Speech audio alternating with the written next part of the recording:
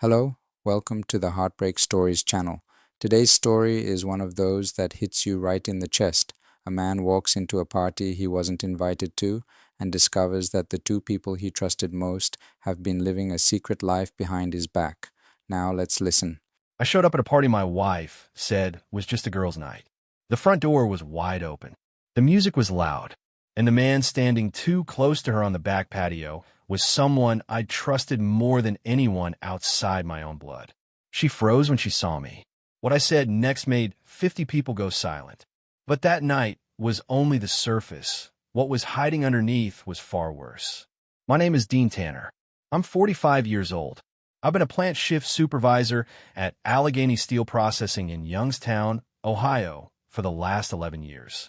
Before that, I worked the floor, welding, cutting, hauling steel until my shoulders ached and my hands looked like old leather. I built my way up. Nobody handed me anything. I married my wife, Delaney, when I was 24 and she was 21. We had our son Landon a few years later. He just turned 14. For most of those years, I thought we were solid. Not perfect, nobody is, but solid.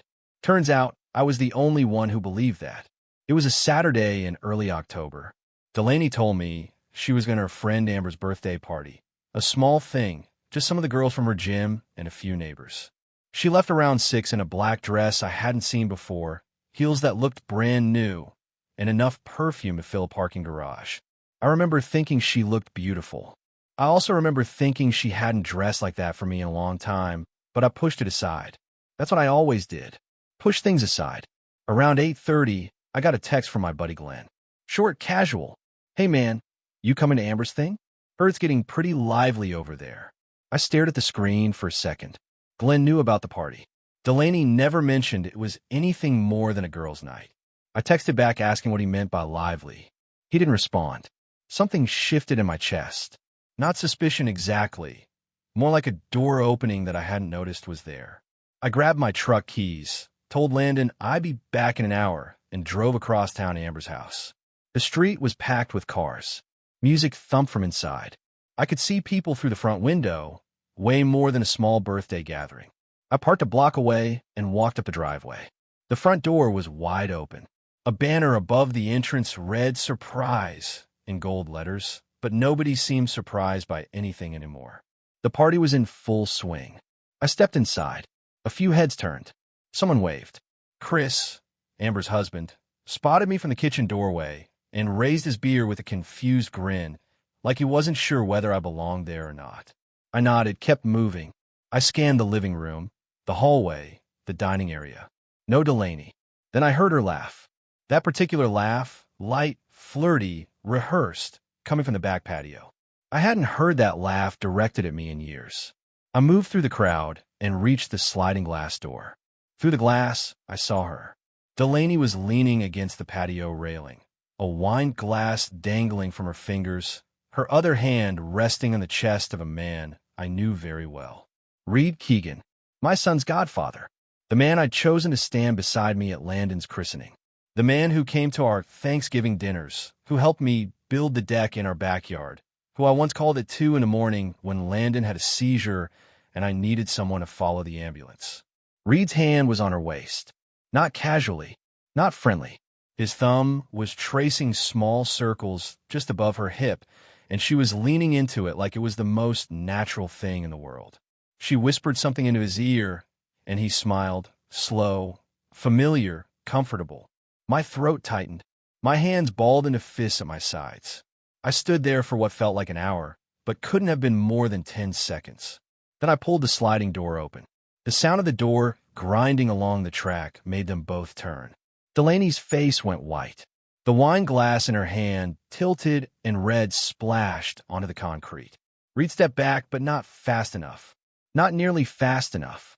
I looked at her, then at him, then back at her. This the girls' night you mentioned? My voice came out flat, steady, like I was reading a shift report. The patio went silent. 3 or 4 people who had been standing nearby turned to stone. Someone inside lowered the music, or maybe it just felt that way. Delaney opened her mouth. Nothing came out. Reed raised both hands like he was trying to calm storm. Dean, listen, this isn't. Don't. I cut him off. Don't you dare finish that sentence. Not here. Not ever. I turned back to Delaney. She had that look, the one where she was already calculating, already building the story she was going to sell me later. I'd seen it before on small things. I just never thought I'd see it standing in the wreckage of my entire marriage. How long? I asked. She shook her head. Dean, please, not here. Let's go home and... How long, Delaney? Her chin dropped. She didn't answer. She didn't need to. The silence told me everything. This wasn't new. This wasn't a mistake. This was a life she'd been living behind mine.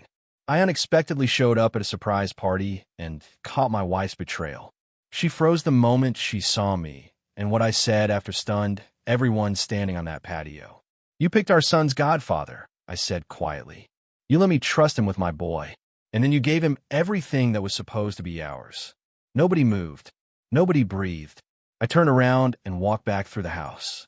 Past the staring faces, past the half-eaten cake, past Chris, who was standing frozen with a bottle opener in his hand.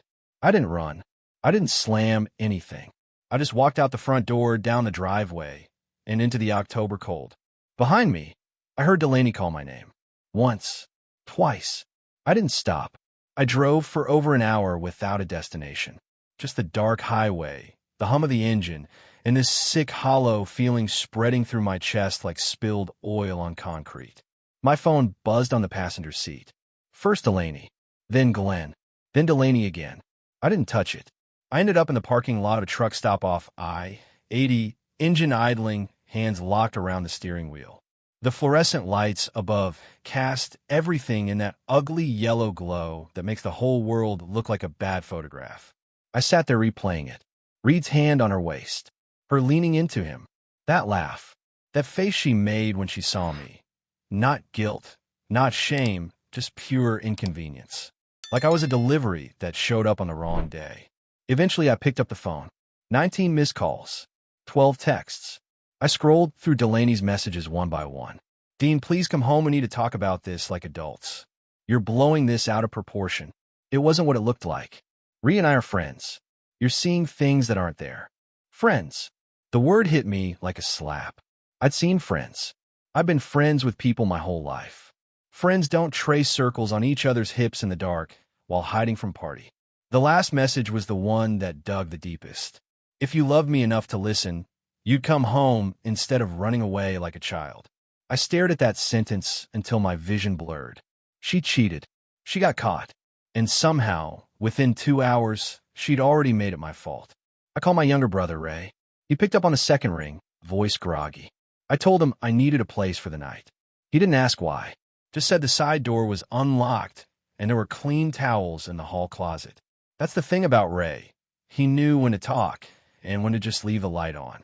I got to his place around midnight, sat on the guest bed in my work boots, staring at the ceiling. Sleep didn't come. Anger did, but not the kind that burns hot and fast. This was slow, deep, the kind that settles into your bones and rewires the way you see everything. Every late night, she worked. Every weekend, she said she was at her mother's. Every time I asked if something was wrong, and she looked at me like I was paranoid. I wasn't paranoid. I was right. I just didn't trust myself enough to believe it. The next morning, I showered, borrowed one of Ray's shirts, and drove to the plant. Clocked in like nothing happened. Ran the morning briefing, checked the press line calibrations, signed off on the safety logs. My guys could tell something was off. I caught a few sideways looks, but nobody said a word. That's the culture on the floor. You don't pry. You just show up. Around noon, Glenn texted me. Hey brother, you okay? I heard things got rough last night. I read it twice. Then I typed back. How long did you know? 3 dots appeared. Disappeared. Appeared again. Then nothing. For 40 minutes, nothing. Finally, his reply came through. A couple months, maybe. I saw them at a restaurant in Warren back in August. I wasn't sure what I was looking at. I didn't want to start something if I was wrong. I put the phone down, picked up a wrench, sat back down. My hands were shaking, not from sadness, but from the weight of realizing that the people I trusted most had all decided I didn't deserve the truth. Glenn had been my closest friend for 9 years. We'd worked the same shifts, gone hunting together, helped each other move furniture. He'd sat in my kitchen drinking my coffee, looking my wife in the eye, knowing what she was doing behind my back. And he said nothing. Not a hint. Not a warning. Not even a vague, "Hey, everything good at home?" I didn't respond to his text. Not that day. Not ever. Some silences say more than any words could, and the one I gave Glenn was the loudest thing I'd ever said. That evening, I drove back to Ray's. Landon had texted me twice asking where I was. I told him I had an early shift and was crashing at Uncle Ray's. He sent back a thumbs-up emoji. 14 years old, and no idea his whole world was about to shift beneath him. I sat on the porch with a cup of coffee that went cold in my hands and made a decision. No more guessing. No more hoping. Tomorrow, I was calling a lawyer. Donald Underwood's office was on the second floor of a brick building downtown, wedged between a tax preparer and a dentist. The carpet was gray, the chairs were old, and the diploma on the wall was from Case Western, class of '96. None of that mattered. What mattered was the way he listened. No nodding along, no fake sympathy. He just sat there with his pen flat on the desk and let me talk. I told him everything. The party, Reed, the messages, Glenn, all of it. When I finished, Donald leaned back and tapped his pen twice. First thing we do is pull financials. Joint accounts, credit cards, anything with both your names on it. If she's been planning this, there'll be a trail. He wasn't wrong. The forensic accountant he brought in, a quiet woman named Sheila who looked like she audited people's souls for a living, took 3 days to assemble the picture. When she laid it out on Donald's desk, I felt the floor tilt beneath me. Over the past 2.5 years, Delaney had withdrawn just over $91,000 from our joint savings and a home equity line I didn't even know she'd opened. The withdrawals were small, $300 here, $450 there, spaced out so they'd never trigger a flag. She'd been bleeding our accounts dry like a slow leak in a pipe you don't notice until the basement floods. But that wasn't the worst part. The worst part was the house. Our house. The one I put a down payment on with money I saved working double shifts for 3 years. 4 months before the party, Delaney had gone to a notary and transferred the deed into her mother Gail's name. My signature on the transfer document was forged, a clumsy imitation that didn't even match my handwriting on the mortgage application sitting right next to it in the file. That's not just grounds for a favorable divorce settlement, Donald noted, flipping through the pages. That's fraud, potentially criminal. I sat there staring at the numbers. $91,000. Our son's college fund, the one I'd been building since he was 2, had $43,000 in it last time I checked. Sheila pulled it up. Current balance, $612. She'd gutted it. Every last dollar. Landon's future, scraped clean to fund whatever exit strategy she'd been building with Reed. Where did the money go? I asked. Sheila slid a printout across the desk. Monthly payments to a property management company in Akron. $1,800 a month for a 1-bedroom apartment leased under Delaney's maiden name. Gift purchases from a men's jewelry store. 2 plane tickets to Nashville last March, a weekend I thought she was visiting her cousin in Pittsburgh. She'd been living a second life. Not on impulse, not out of passion, with spreadsheets and planning. While I was pulling overtime to cover the mortgage, she was siphoning our savings into a world I didn't know existed. I looked at Donald. What do? We file, and we don't negotiate. She committed fraud with the deed transfer, and she drained marital assets without consent. In Ohio, that changes the math considerably. He paused. But Dean, she's going to fight. Women like this don't surrender. They escalate. He had no idea how right he was. That evening, I drove past our house. Didn't stop, just slowed down. The lights were on in the kitchen. Landon's bedroom window glowed blue from his computer screen. Everything looked normal. Peaceful even. Like a postcard from a life that had already burned to the ground, but hadn't finished falling yet. I thought about knocking on the door, grabbing my son, telling him everything. But he was 14. He didn't need his father's war dropped into his lap. Not yet. Not like this. So I drove on. Back to Ray's. Back to the guest room that was starting to feel less temporary and more like a foxhole. I sat on the bed and opened the file Sheila had given me. Page after page of transactions, dates, amounts. Every line was a lie Delaney had told me. Every withdrawal was a moment she'd looked me in the eye and pretended we were fine. I closed the folder, set on a nightstand, and turned off the light. Tomorrow we file. 3 days after Donald filed the divorce papers, I came back to Ray's apartment after a 10-hour shift and found 2 Youngstown police officers standing outside the door. A man and a woman, both in uniform, both wearing expressions that told me this wasn't a social call. "Dean Tanner," the female officer asked. "That's me." "Sir, we need to speak with you regarding a complaint filed by your wife, Delaney Tanner." My stomach dropped, but I kept my face still. 11 years supervising a steel plant teaches you how to stay calm when everything around you is on fire. "What kind of complaint?" They told me Delaney had gone to the station that morning and filed a report claiming I had threatened her during a phone call 2 nights prior.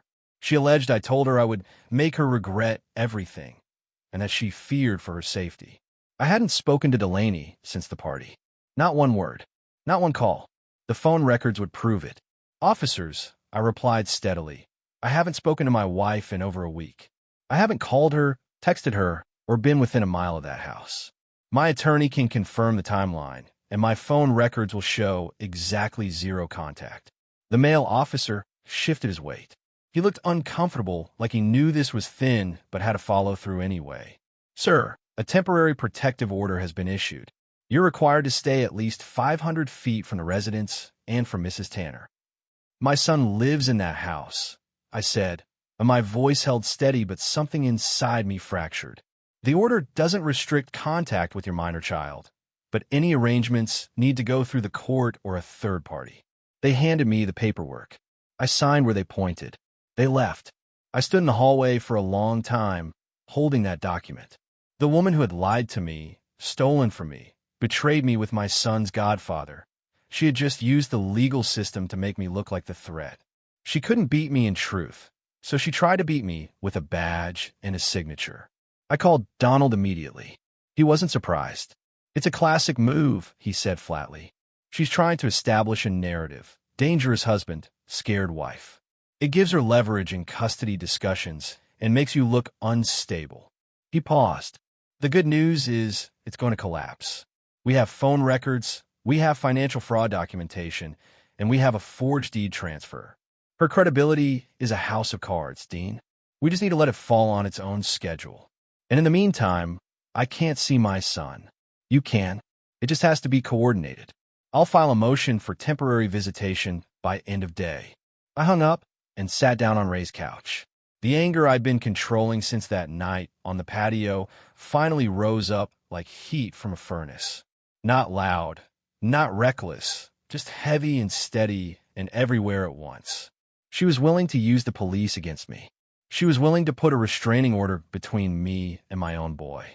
Not because she was afraid, because she was losing control, and this was the only weapon she had left. That night, Ray came home and found me sitting at the kitchen table with a protective order, the financial audit, and a beer I hadn't touched. "That bad?" he asked, setting his keys on the counter. "She told the cops I threatened her." Ray pulled out a chair and sat across from me. He didn't say anything for a while. Then, quietly, "What do you need?" "I need to not become the man she's describing," I answered, "because that's what she's counting on." Ray nodded slowly. "Then don't." Simple as that. 2 words, and they were exactly what I needed to hear. I went to bed that night thinking about Landon, about how he was sleeping under a roof I paid for, in a room I'd painted, next to a mother who had turned his father into a ghost with 1 phone call. And the hardest part wasn't the injustice. It was knowing that my boy might be hearing her version of the story right now, and believing it. I stared at the ceiling until sleep finally came. It wasn't rest. It was just the body surrendering before the mind was ready. Donald got the protective order, hearing moved up. Took 4 days instead of the usual 2 weeks. He called in a favor with the clerk's office. When we walked into that courtroom, I had a folder thick enough to stop a bullet. Phone records showing 0 contact with Delaney since the party, cell tower data confirming I was at Ray's apartment every night she claimed I was lurking near the house, and the financial audit that turned her entire victim story inside out.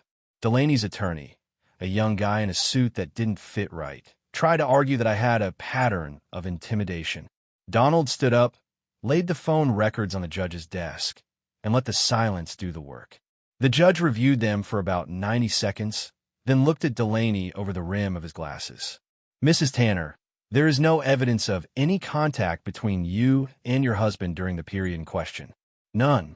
The protective order was dissolved. I could see my son again. But that wasn't the part that changed everything. It was what I found that night when I got back to Ray's and finally sat down with Delaney's cloud backup. We still shared a family iCloud account. One of those things you set up years ago and never think about again. Her messages synced automatically. I hadn't looked before because I wasn't ready. Now I was. The conversation with Reed went back 14 months. Not 8, not 6. 14 months of messages, voice notes, shared photos of restaurants and hotel lobbies. They had a system. She used a code name for him in her contacts. Dr. Elliot, like he was a dentist appointment, she kept every Thursday. But the thread that gutted me wasn't the one with Reed. It was the one with her sister, Pauline. Delaney had laid out her entire exit strategy in a series of messages spanning 7 months. She told Pauline she was going to phase Dean out gradually. She described how she'd been telling friends that we were living like roommates, sleeping in separate rooms, drifting apart. None of it was true. We shared a bed every single night until the week I left. She wrote about the house transfer, how she found a notary in Akron who didn't ask too many questions. She wrote about draining the savings, just small amounts. He never checks the statements. And then, in a message dated 4 months before the party, she wrote something that made me set the phone down and stare at the wall for 10 minutes. Once Reed and I are settled, I'll tell Landon that Dean chose to leave. Kids believe what their mothers tell them. He'll come around. She wasn't just planning to leave me. She was planning to erase me from my own son's life and rewrite the story so that I was the one who walked away. I forwarded every message to Donald. Then I sat in the dark and thought about Landon, about all the small ways Delaney might have already started poisoning the well. The offhand comments, the sighs when I came home late, the way she'd sometimes say, right in front of him, "Your father works so much, it's like he doesn't even live here." I called Landon the next morning, kept it light, asked about school, about his basketball tryouts, about the dog. Then, carefully, I asked him something I've been dreading. "Landon, has Mom said anything to you about me lately? Anything that confused you or it didn't sound right?" He was quiet for a few seconds. Then, "She told me you didn't want to live with us anymore, that you picked work over your family." My chest tightened so hard I could feel my heartbeat in my temples. "That's not true, son. Not a single word of it. I want you to know that." "Then why aren't you here, Dad?" "Because sometimes the truth takes a little longer to sort out than the lies. But I'm not going anywhere. You hear me?" "Yeah," he said softly. "I hear you." I hung up and pressed the phone against my forehead. She'd already started. The campaign to turn my boy against me was already in motion, dripping into his ears like slow water wearing down stone. But now I had the proof. Every message, every plan, every calculated lie, saved, time-stamped, and sitting in my lawyer's inbox. She wanted to rewrite the story. I was about to hand the judge the original draft.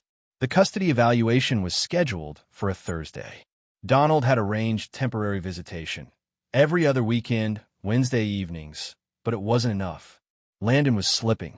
I could hear in his voice during our calls shorter answers, longer silences, the way he'd say, "I guess," instead of "yeah," like something inside him was slowly dimming. Then on a Tuesday night, my phone rang at 11:15. Landon's name on the screen. "Dad." His voice was thin, shaky. "Can you come get me?" I was already reaching for my keys. "What happened?" "He's here. Reed. He's sleeping in your bed." Mom moved his stuff into the closet. "There's shaving cream in the bathroom that isn't yours and shoes by the door that aren't yours, and I can't." His voice broke. "I can't stay here, Dad. Please. I'm on my way. Pack a bag. I'll be there in 20 minutes. I drove 15 over the speed limit the entire way. When I pulled up, Landon was sitting on the front porch steps with a backpack and his basketball shoes tied together by the laces, hanging over his shoulder. He looked small in the porch light, smaller than a 14-year-old should look. He climbed into the truck without a word. We drove in silence for a few miles. Then he spoke. "She told me you were the one who ruined everything, that you embarrassed her at Amber's party and made up lies about Reed to get attention." I gripped the steering wheel and said nothing for a moment. "Then what do you think?" "I think she's lying, because Reed's been coming around since last summer and she used to send me to my room whenever he showed up. She told me he was helping with the taxes. He looked at me. Nobody does taxes at 10 o'clock at night, Dad. A 14-year-old calling his dad at 11 at night because another man is sleeping in his father's bed. That's heartbreaking. Dean didn't hesitate for a second. That's what a real father does. Despite everything, I almost smiled. The kid was sharper than either of us gave him credit for. I'm sorry you had to carry that, I told him quietly. I just want to stay with you. Then you're staying with me. I called Donald first thing in the morning and told him Landon was with me. He advised me to file an emergency modification to the custody arrangement. The presence of a romantic partner in the marital home, especially one involved in the infidelity, was grounds for a change. He also told me something I hadn't expected. Reed Keegan has filed a defamation lawsuit against you. I set down my coffee. He did what? He's claiming that your public confrontation at the party and subsequent statements to mutual acquaintances caused damage to his reputation and his business. He's asking for $75,000 in damages.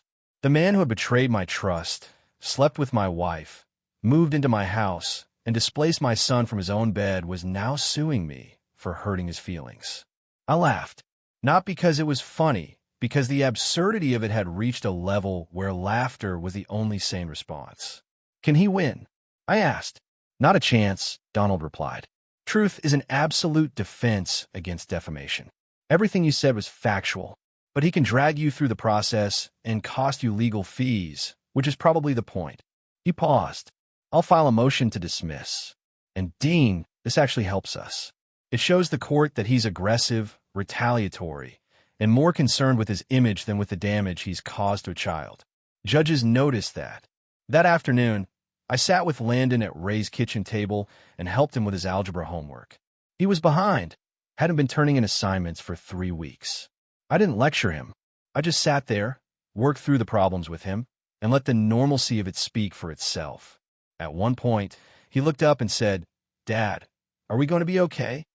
I put my hand on the back of his neck the way I used to when he was small. Yeah, buddy, we're going to be just fine. He nodded and went back to his equations. And for the first time since that night on the patio, I believed my own words. Reed showed up at Ray's apartment on a Wednesday evening. No call, no warning, just 3 sharp knocks and a voice I hadn't heard since the patio. Dean, open up. We need to settle this like men. Landon was in the guest room doing homework. I told him to stay put, then walked to the door and opened it halfway. Reed stood on the landing in a leather jacket and jeans, arms at his sides, trying to look relaxed. He wasn't. His left hand was fidgeting with his car keys, and his jaw was clenched tight enough to bend steel. I stepped into the hallway and pulled the door shut behind me. My phone was in my back pocket recording.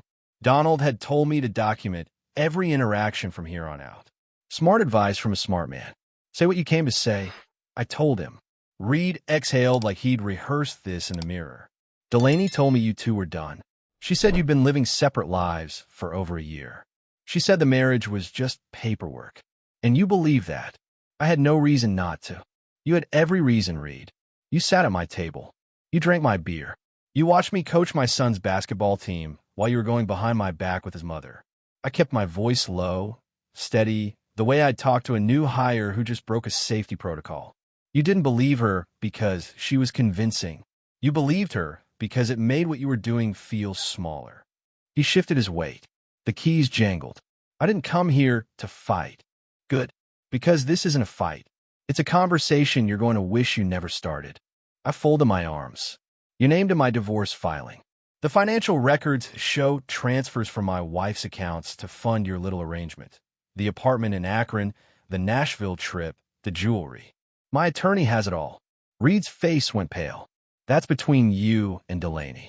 It was until you filed a $75,000 defamation suit against me for telling people the truth. You made yourself part of the case, Reed. I didn't drag you in. You jumped. You stepped back like the hallway had gotten smaller. I'll drop the suit. Too late. It's on record. And my lawyer is using it to demonstrate a pattern of retaliation from your side. Judges don't like that. I paused. Neither will Dana. His head snapped up. Leave my wife out of this. Your wife is already in this. She just doesn't know it yet. But she will. Because the court filings are public record. and your name is all over them. Reed's mouth opened, closed. He looked like a man standing in a house he'd just realized was on fire with no exits in sight. Walk away, Reed, I said quietly. From the lawsuit. From Delaney. From my family. That's the best advice anyone's ever going to give you. He turned without another word and walked down the stairs. I heard his car start, then pull away. I stood in the hallway until the sound disappeared, then went back inside. Landon was standing in the kitchen doorway, arms crossed, watching me. Was that him? I nodded. What did he say? Nothing that mattered. He studied my face for a few seconds, then turned and went back to his room. The kid didn't push. He was learning, the hard way, too young, that some answers come in their own time. The next morning, Donald called with news. Delaney's attorney withdrew from her case, filed a motion to withdraw, citing irreconcilable differences with the client. Meaning what? Meaning he looked at the evidence, the forged deed, the drained accounts, the false police report, the cloud messages, and decided his license wasn't worth the liability. Donald's voice carried a hint of satisfaction. She's going to need new counsel, and whoever takes this case is going to charge her double, because nobody wants to defend a sinking ship. I thought about Delaney sitting somewhere right now, scrambling through phone books and Google searches, try to find someone willing to stand next to her in court and pretend that what she did was defensible. Good luck with that. Dana Keegan called me on a Friday afternoon. I didn't expect it, didn't even recognize the number at first. But when she said her name, I sat down at Ray's kitchen table and listened. Her voice was quiet, controlled, the voice of someone holding themselves together with their fingernails. I found the court filing online, she said. Reed told me it was a misunderstanding, that you were exaggerating. But the documents don't lie, do they? No, I replied. They don't. She asked me what I knew. I told her, plainly, without embellishment, the 14 months, the apartment, the Nashville trip, the way he acted at the party, comfortable and unashamed, like this was his life and I was the interruption. She was quiet for a long time. Then he told me he was at a conference that weekend, the Nashville one. He even brought back a keychain from the Grand Ole Opry. I thought it was sweet. My jaw tightened. I didn't say anything. Some moments don't need commentary. They just need a witness. Thank you for telling me, she said finally. I know this isn't easy for you either. It isn't. But you deserve the truth. Nobody gave it to me, and I spent months walking around blind in my own home. I wouldn't wish that on anyone. After we hung up, I sat there for a while thinking about two families, mine and hers, both rigged with the same explosive and detonated by the same two people. Reed and Delaney hadn't just betrayed me. They'd pulled the pin on Dana's life too, and she didn't even know she was standing on the grenade until it was already in pieces. 2 days later, Donald called. The defamation suit was gone. Reed had filed to withdraw it, quietly, without explanation. Donald said Dana had likely given him an ultimatum. Drop the lawsuit or she walks. Either way, the legal board was clearing. The divorce proceedings moved fast after that. Delaney's new attorney, her third, was a tired-looking woman from Canton who spent most of the pre-trial hearing staring at the evidence like she was reading someone else's crime report. When Donald presented the forged deed, the drained savings, the hollowed college fund, and the cloud messages outlining Delaney's exit strategy, the courtroom went still. The judge didn't negotiate. He ruled. Full custody of Landon to me. Delaney got supervised visitation, twice a month, monitored at a family center. The house was ordered returned to joint ownership pending sale, and the proceeds split after restitution for the forged transfer. Delaney was ordered to repay the college fund in full. But I didn't want the house. Donald looked at me like I'd lost my mind. Dean, you're entitled to half the equity. I don't want it, I said. Let her keep it. Let her sit in that house alone with every room reminding her of what she blew up. She can have the walls. How about my son? Donald shook his head slowly but filed a waiver. I walked out of that courthouse with Landon beside me and nothing else. No house, no savings, no illusions. Just my boy, my job, and a clear road ahead. That night, I found out from Amber that Reed had moved out of his house. Dana had filed for separation the same week. He was staying in a motel off Route 11, the kind with weekly rates and vending machines in the hallway. No apartment in Akron. No Delaney. No family. Just a man sitting in a room he paid for by the week, staring at the walls of the life he'd built with someone else's wreckage. I didn't feel sorry for him, but I didn't feel satisfied either. I just felt tired. The kind of tired that comes after you've been carrying something for so long you forgot what it felt like to stand straight.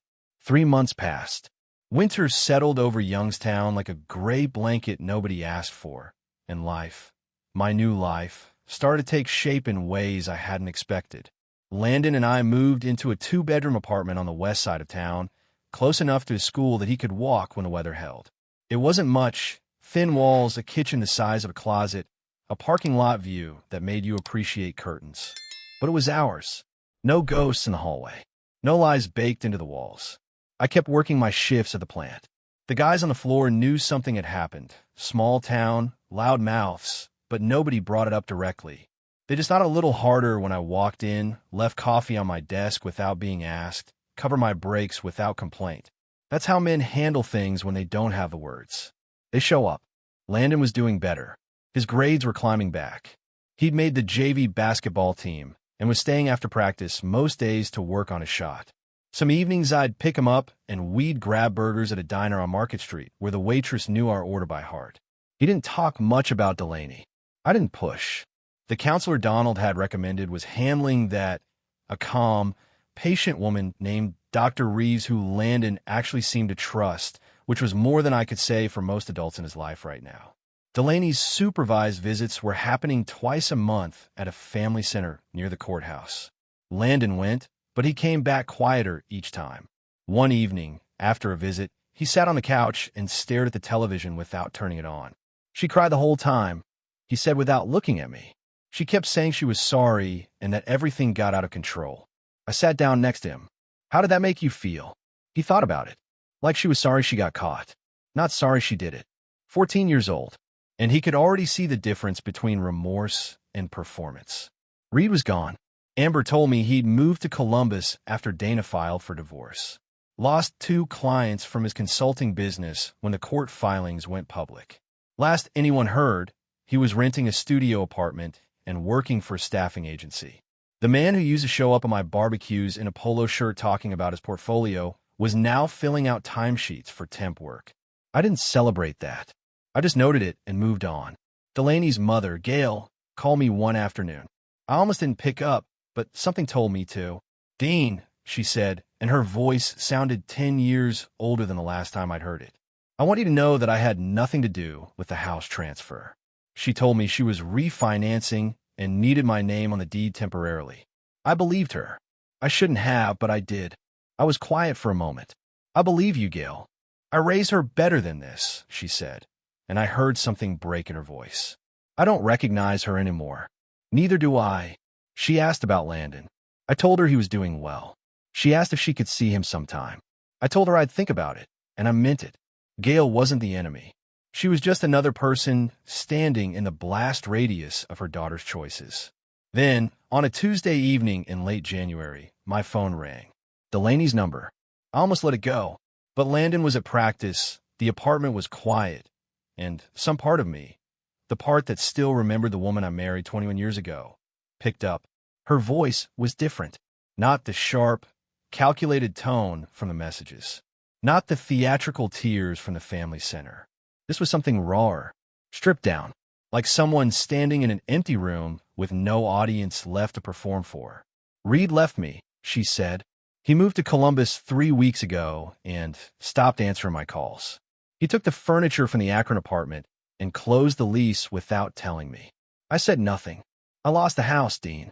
The bank started foreclosure proceedings after I missed 2 payments. Mom won't co-sign another loan. Pauline isn't returning my calls. Her voice wavered. "I'm staying in a motel off Belmont Avenue, the one near the highway." I knew the place. Weekly rates. Ice machine in the hallway. The kind of place that smells like carpet cleaner and regret. "I made a mistake," she whispered. "I made so many mistakes." I sat there in the kitchen, phone pressed to my ear, looking at the refrigerator door where Landon had pinned his basketball schedule with a magnet shaped like Ohio. And I felt something I didn't expect. Not anger, not satisfaction, not even pity. Just a deep, quiet sadness for the version of us that used to exist and never would again. "Delaney," I said slowly, "I'm sorry you're hurting. I really am. But I spent 21 years being your safety net, and every time I caught you, you jumped again." I paused. "I can't be your backup plan. I won't be the man you come back to because every other option fell through." She was crying now, not the performative kind. Real, ugly, broken crying. "I hope you figure it out," I told her. "For your sake and for Landon's. But you're going to have to do it without me." I hung up, set the phone on the counter, sat in the silence for a long time. It wasn't easy. Anyone who tells you walking away from 21 years feels clean is lying. But it was right. And sometimes right is the only compass you've got when everything else has been shattered. Spring came slow that year, the way it always does in Northeast Ohio. Grudgingly, like winter doesn't want to let go. But by mid-April, the trees along the Mahoning River were starting to green up, and the air had that raw, earthy smell that means the ground is waking up whether it wants to or not. Landon and I drove out to the river on a Saturday morning. No plan, no agenda. Just two people who needed to be somewhere that wasn't inside four walls. I packed a thermos of coffee. He brought a bag of pretzels and his basketball, which he took everywhere like a security blanket he'd never admit to needing.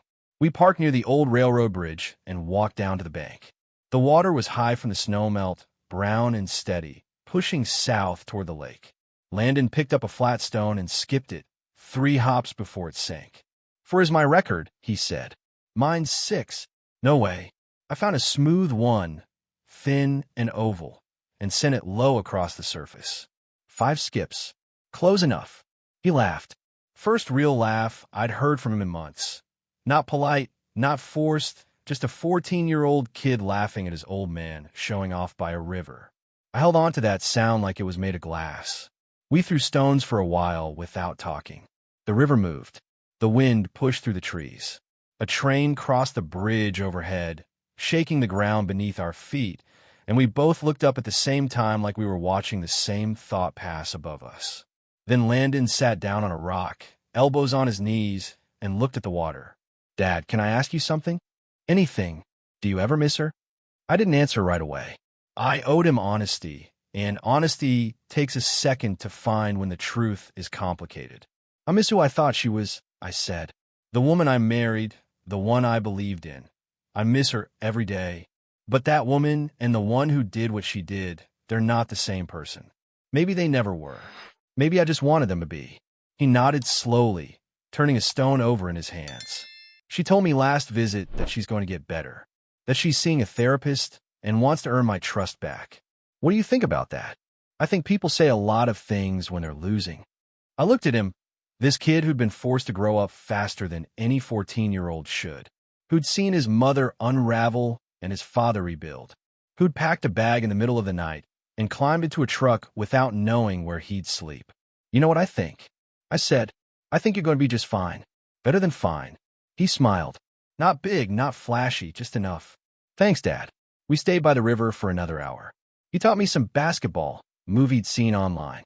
I taught him how to read the current, where the fish hide, where the bottom drops off, the way the water always finds the path of least resistance, even when the rocks try to send it somewhere else. At one point, he picked up a stone, held it for a moment, then threw it as far as he could, not skipping, just launching it into the center of the river where it disappeared with a heavy splash. "What was that one for?" I asked. He shrugged. "Just felt like letting something go." I picked up a stone of my own. Smooth, cool, the size of a silver dollar. I thought about everything I carried for the past 4 months. The rage, the humiliation, the betrayal, the paperwork, the sleepless nights, the look on my son's face when he called me from a house that wasn't his home anymore. I threw it, watched it arc against the gray sky, and disappear into the current without a sound. Landon looked at me. "Feel better?" "Yeah," I said. "I think I do." We walked back to the truck as the sun broke through the clouds for the first time in days. He tossed his basketball onto the back seat and climbed in beside me. I started the engine, pulled onto the road, and headed toward town. No looking back, no replaying, just a father and his son driving into whatever came next, and, for the first time in longer than I could remember, that was enough to keep me steady. What I respect about Dean is that no matter how hard they hit him, he never lost who he was. He stayed strong for his son, and that's what real men do. Thank you for listening. Take care of yourselves, and I'll see you in the next one.